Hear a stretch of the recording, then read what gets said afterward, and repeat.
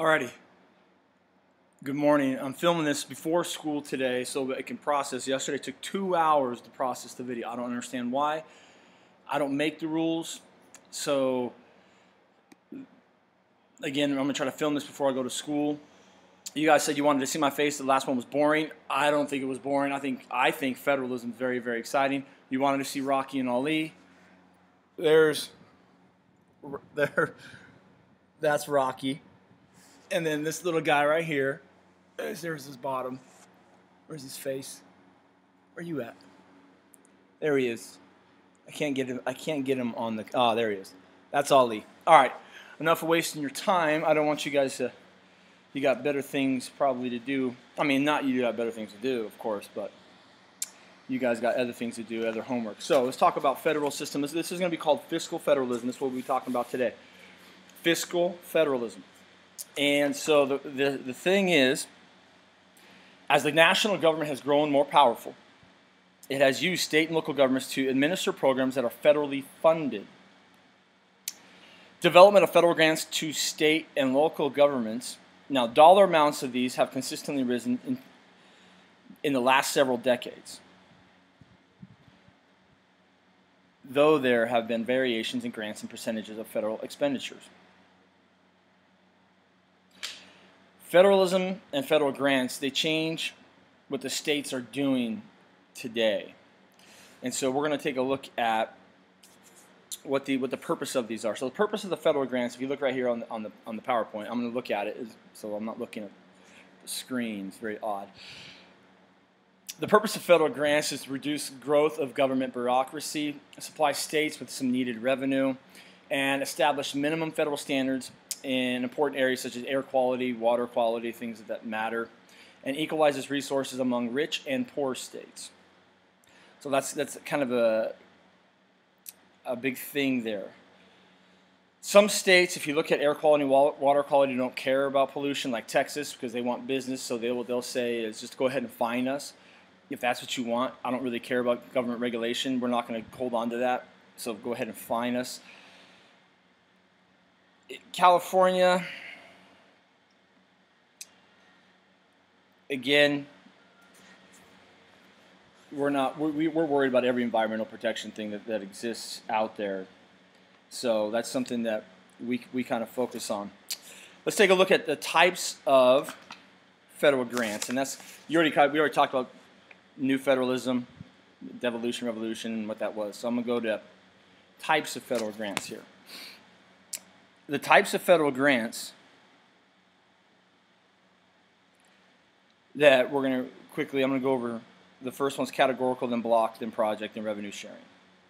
Categorical are for specific programs. So underline that. Categorical are for specific programs. Example would be road, airports, housing, bilingual education, things of this nature.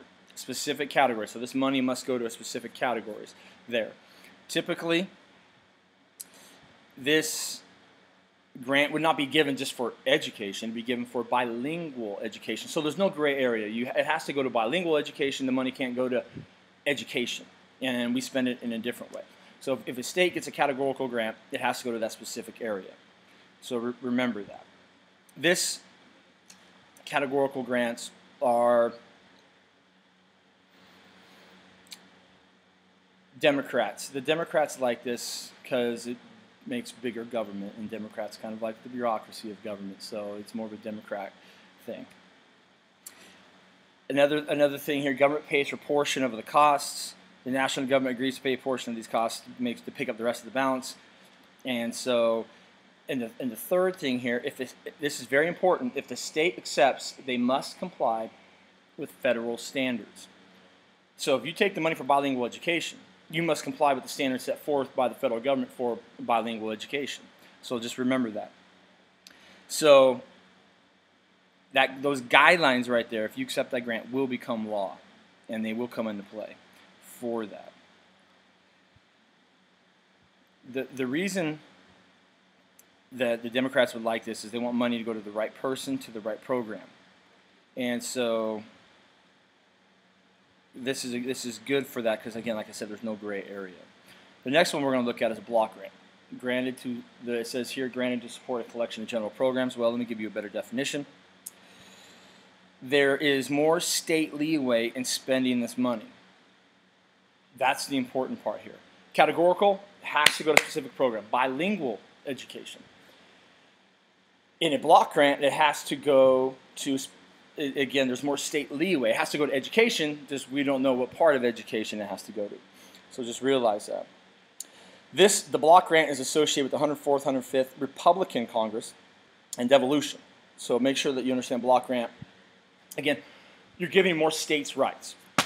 So that's what that is all about, giving states more rights. And so the Republicans favor this. Again, big picture, if we get money, let's say for transportation, you can spend the money on anything related to transportation.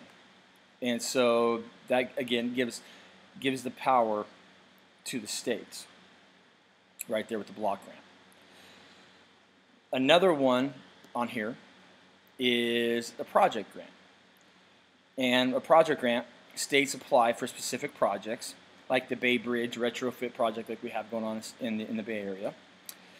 And again, they help us pay and give us money for that.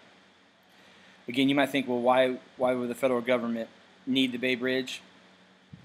Think about what the Bay Bridge goes to. The Bay Bridge goes to San Francisco. If the Bay Bridge fails, nobody goes to San Francisco. San Francisco is a major city where a lot of business is done. The federal government wants that bridge done, completed, and safe so they can conduct business, help our economy. So that's why the project grant for helping that bridge, the federal government would accept that one. Okay? So understand that. The next one on here is I have revenue sharing grants up here for you, and those are grants that, sorry, I'm just looking at it. Grants, the general type of grant of money to spend as they please. This goes with new federalism. Republicans, again, like this, gives states all the powers. These are very rare. They're open-ended, chunks of money. You can spend on anything. And so the revenue sharing grant is, again, a good thing for the government. So just realize that the revenue sharing grant we like because of what it does. Alrighty, so those are the three big ones. The politics of federal grants, Democrats have usually favored the categorical, Republicans favor block grants. Just trying to look for, let's take a look at the next one for you guys, and that's mandates. So looking at what a mandate is and what a mandate does. A mandate's a federal order imposed upon a state. That's what your things say. You never want to see a mandate because of what it does to the state. And there's unfunded mandates and there's mandate, again, not all of them are there. Here's examples. The ADA, the Americans with Disabilities Act. Sometimes the Clean Air Act and the Clean Water Act are also those. The ADA was 1990, and they said that all buildings throughout the United States have to be compliant to standards set forth for Americans with disabilities. Well, what happened was, since this was an unfunded mandate, the ADA imposed large costs upon states as they made accommodations for this. Now, the only problem with this is this costs a lot of businesses a lot of money, and you can imagine the price of concrete and those things went up because you have 2 years to get this done to comply. So everything had to be in I think it was about a 2-year period. You had to get this. Some consider the American with Disabilities Act the worst mandate ever because the government did not think ahead. They get, again, the 2 years to do this. Businesses wait till the end. Everyone needs a ramp. And when the contractors charge even more, and the price of concrete goes up. So that was a big thing there with that one. Another one, you got state compliance with federal heavy-handedness. Again, the impact upon the state. With the Clean Air Act 1990, federal government will impose their own plan upon the state. You must comply with this stuff. Take away state power if you don't comply. And that's the negative part there. See, the next thing here with the mandate and the impact it has upon a state is there's blackmail with this. If you don't comply with like the clean air standards, federal funds will be taken away from other programs. That's how government works. Do what we want, or we hold money from you. And so you don't, again, want that. And if you don't comply with certain things, again, the federal government can mandate, dictate to you. Another example of this is Arizona in 1996 didn't recognize Martin Luther King Jr. as a holiday. Well, there was going to be the Super Bowl in Arizona that year. The Super Bowl consists of the NFL, National Football League, where I would say 60 to 70% of the players are African American. And so what happened was, if Arizona did not start celebrating this holiday, the African American football players said, we're not playing in the Super Bowl.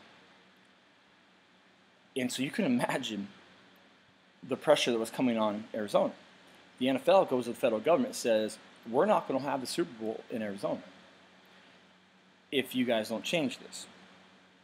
And so what happens is the federal government goes to Arizona and withholds all transportation funds unless they celebrate MLK Day. And so this is just another example of, you don't do this, we're going to withhold funds, we're going to blackmail, and sometimes these mandates can come down. That's what they can do. And that's the example of this. Again, that's the last thing that I think we're going to talk about for us here. Interpreting the Constitution, I wouldn't necessarily worry about that. With our test coming up on Friday, we'll study a little bit tomorrow in class on Thursday. Make sure you guys understand what you're doing, do some activities. And I'll see you guys today. I hope you have a wonderful start to your day. Yay.